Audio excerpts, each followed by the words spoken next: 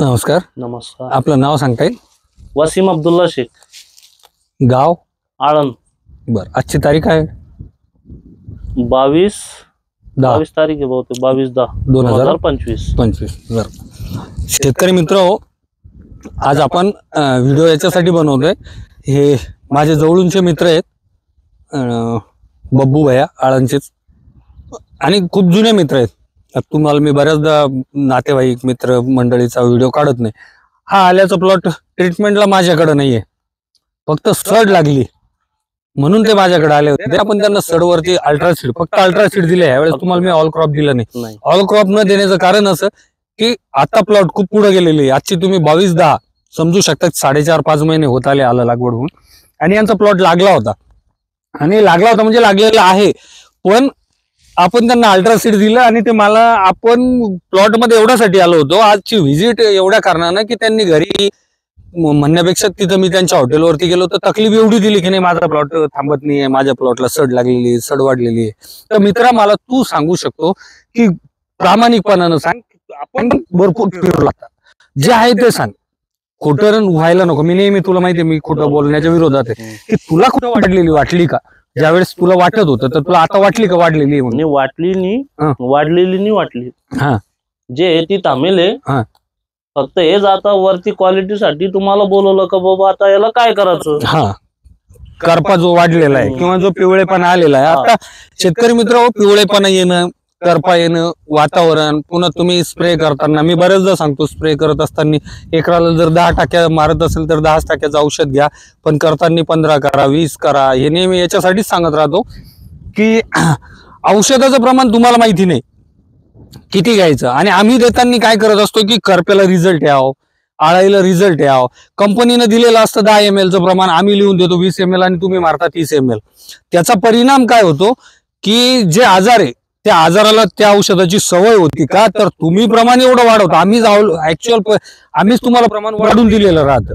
ज्यावेळेस कंपनीनं 10 ml चं दिलेलं आहे तर आम्ही तुम्हाला 15 सांगतो, तुम्ही 20 करता.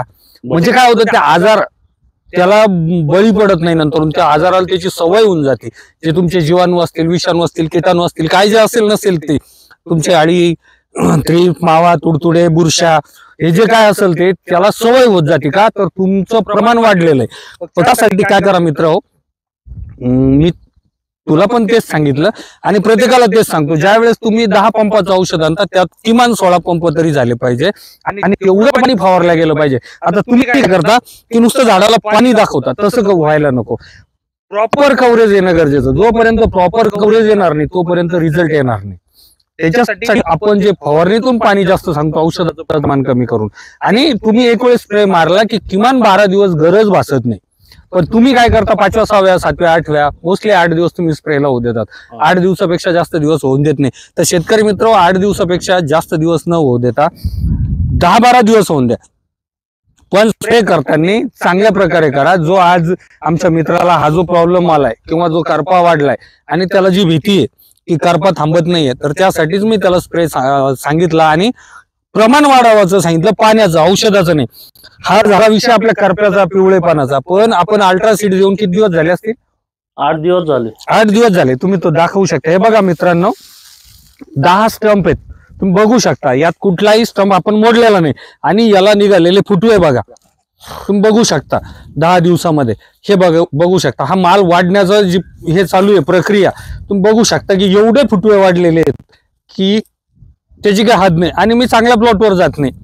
सगळ्यात महत्वाचं, आज मला एक शेतकरी म्हणून, साहेब आपला प्लॉट एवढा खास नाही. म्हटलं राजेव, मी चांगल्या प्लॉटवर व्हिडिओज बनवत नाही. ते शेतकरी कदाचित माझा व्हिडिओ बघून हसतील. मी कधीही चांगल्या प्लॉटवर जाऊन व्हिडिओ बनवत नाही. का? तरी बी वर करपाय झाडाला नाही, वरती करपा आहे, पण हा 8 दिवसातला परिणाम. शेतकरी मित्र, तुम्ही बघू शकता की त्याला किती फुटतोय, किती माल वाढतोय.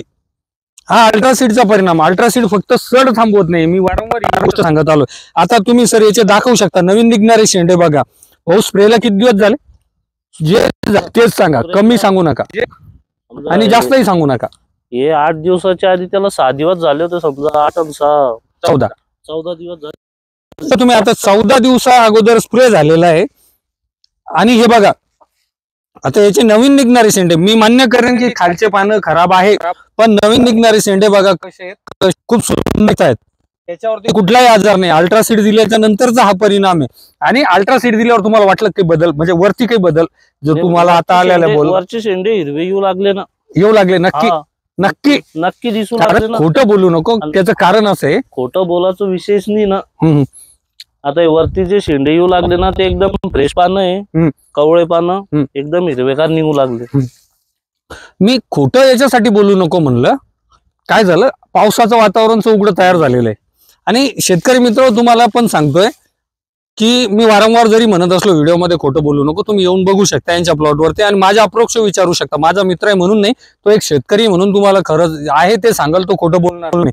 कारण त्याच्या वडिलांचं गावामध्ये चांगल्यापैकी नाव आहे आणि अशी लोक खोटं बोलून कोणाला फसवत नाही. कारण त्याच्या वडिलाचं खूप मोठं नाव आहे गावामध्ये. अब्दुल्ला सेठ जर तुम्ही आळंदमध्ये विचारलं कोणाला पण चांगलं नाव आहे. तर ही मंडळी खोटं नाही बोलणार, तुम्ही यांना येऊन विचारू शकता. पण त्या खोटं न बोलू नका म्हणण्यापाठीमागचं कारण हे होतं महत्वाचं. कर्नाटकमध्ये हवेरी ते शिमोगा केरळ बॉर्डर म्हणजे 450-500 किलोमीटरचा जो बेल्ट आहे, त्याच्यामध्ये आलं प्रामुख्यानं, आलं प्रमुख पीक आहे त्या लोकांचं. आणि गेली 8 दिवस तुमच्याकडे कोणाकडे कर्नाटकचा हवेरी पासून शिमोगा इव्हन तुमचं केरळ बॉर्डर पर्यंत जर कुठल्याही शेतकऱ्यांचे नंबर असतील, व्यापाऱ्यांचे, दुकानदाराचे, कोणालाही फोन करा आणि विचारा शेतकरी मित्र, गेली 8 दिवस पाऊस चालू आहे. तू आल्याला मला म्हटलं की आपल्याला आलं द्यायचं, मी तुला बोललो की थांबून घे. का तर विषय असा आहे की कर्नाटकमध्ये जोरदार पाऊस चालू आहे. परमेश्वरानं त्यांचंही नुकसान करू नये, पण आता होतंय त्याला आपण नाही काय करू शकत आहे. तर शेतकरी मित्र त्यांना आलं काढल्याशिवाय पर्याय नाही. कारण एवढ्या जोरदार पावसात पहिलीच सड लागलेली आणि ते आलं शेतकरी ठेवू शकत नाही. जे शेतकरी डिसेंबर नंतर आलं काढतात त्यांना आता नोव्हेंबर मध्ये आलं संपवावं लागेल, एखाद वेळेस काढून टाकावं लागेल. आणि त्यांचं जर आलं निघालं, जो मी तुम्हाला एवढा मोठा बेल्ट सांगितला 400-500 किलोमीटरचा, आणि त्याच्याही अलीकडे हुबळीपर्यंत आलंय, पण त्या पूर्ण बेल्ट मध्ये पाऊस आहे आणि पावसामुळे त्या तो शेतकरी मजबूर आहे, त्याला आलं काढावं लागलं. ज्यावेळेस त्यांचं आलं निघून जाईल तर त्यावेळेस आपल्या आल्याला चांगल्या प्रकारचा भाव मिळेल. मी वारंवार म्हणत आलो की 5,000 रुपये होऊ शकतं दर. आपण मागच्या 7-8 वर्षात न ऐकलेले दर ह्या वर्षी मिळू शकतात. पण मी शब्द किंवा मी तशी भाषा वापरणार नाही. का तर बरेचसे शेतकरी माझ्या शब्दांवरती विश्वास ठेवता. का तर मी फिरतोय चोहीकडे, म्हणून प्रत्येक शेतकरी, बऱ्याच शेतकऱ्यांना असं वाटतं की काळेसाहेब फिरताय तर दर नक्कीच तिथपर्यंत जातील. पण शेतकरी मित्र, मी पुन्हा सांगतो की 5,000च्या पुढे तर नक्कीच असतील, 5,000च्या खाली येत नाही. कारण आजचे कर्नाटकचे रेट 5,000 आहेत. कदाचित तुम्ही विचारू शकता 5,000 प्लस झाले. दिवाळीमुळे ते 5,000वर आहे, नाही तर माग रेट 5.5-6 पर्यंत गेले होते एक 10 दिवसापूर्वी. आणि दिवाळी झाल्यावर 6,000 कर्नाटकचे रेट असतील. दिवाळी झाल्यावर म्हणजे पुढच्या 8 दिवसामध्ये कर्नाटकचे दर हे 6,000च्या पुढेच असतील आणि नक्कीच राहतील, तुम्ही विचारू शकता. आणि म्हणून म्हणतो की आपल्या आल्याला 10-12-14 पर्यंत सुद्धा रेट मिळू शकतात. त्यासाठी शेतकरी मित्र, जिथं तुम्हाला औषध मिळत असेल, जिथं ज्याच्याकडून ट्रीटमेंट मिळत असेल त्याच्याकडून ट्रीटमेंट घ्या, पण आलं वाचवा. आलं एवढ्यासाठीच वाचवा कारण आता तुमचे सगळे पिकं, आता काल परवा पाऊस झालाय आपल्याकडे, काल पाऊस झाला, संभाजीनगरला झाला, जालन्यात झाला, संभाजीनगरला झालाय. मग तुमची कपाशी, मक्का, बऱ्याचशा लोकांच्या मक्का पावसात भिजल्या, खराब झाल्या, कपाशांचं वाटोळं झालं. मला बऱ्याच शेतकऱ्यांचे सकाळी फोन होते, साहेब 50% कपाशी आजच गेली. मग कपाशी असेल, सोयाबीन असेल, मक्का असेल, हे जर पिकं आजच खराब होत असतील तर उद्याकडे ठराविक शेतकऱ्यांकडेच आलं शिल्लक आहे. त्या शेतकऱ्यांनी, कारण प्रत्येक शेतकरी आलं लावत नाहीये, मग ज्या शेतकऱ्यांकडे आलं आहे त्या शेतकऱ्यांनी आलं जरूर सांभाळावं. आणि पावसाचे दिवस शेतकरी मित्र, त्याच्यामुळं आल्याची सड वाढण्याची जरा जास्तच चान्स आहे, तुमच्या आल्याची सड वाढायची. तर त्यासाठी आल्याची काळजी घ्या. भले त्याला इतर खर्च न करता फक्त सडवर जरी तुम्ही लक्ष दिलं तरी तुमचं आलं 100% ह्या वर्षी मी शब्द देतो की पैसे देऊनच जाईन. कारण किमान काही झालं तर 5,000च्या खाली रेट मिळणार नाही.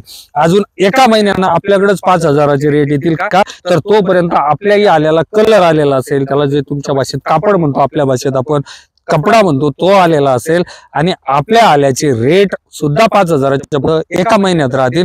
त्यासाठी शेतकरी मित्र, आल्याच्या सडवर लक्ष द्याच.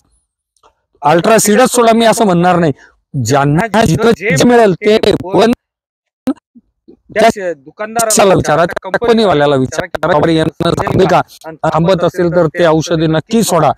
जर थांबत असेल तर पण थोडा जरूर का तर आलं जर टिकवलं तर पैसे बनतील. एकरामध्ये मला नाही वाटत की आतापर्यंत ज्याचं उत्पन्न ज्या पद्धतीने आहे त्या पद्धतीने असेल तर आतापर्यंत त्यानं कधी एकरामध्ये पैसा मिळवला नाही. एवढा आल्याचा पैसा यावर्षी होईल असं मला वाटतंय. याच्यानंतर तुमची मर्जी, तुम्हाला ठरवायचंय काय करायचंय. पण पुन्हा एकदा कळून सांगेन की आल्याचे रेट वाढणारे आहेत. काळजी घ्या मित्रांनो, आलं वाचवा. धन्यवाद.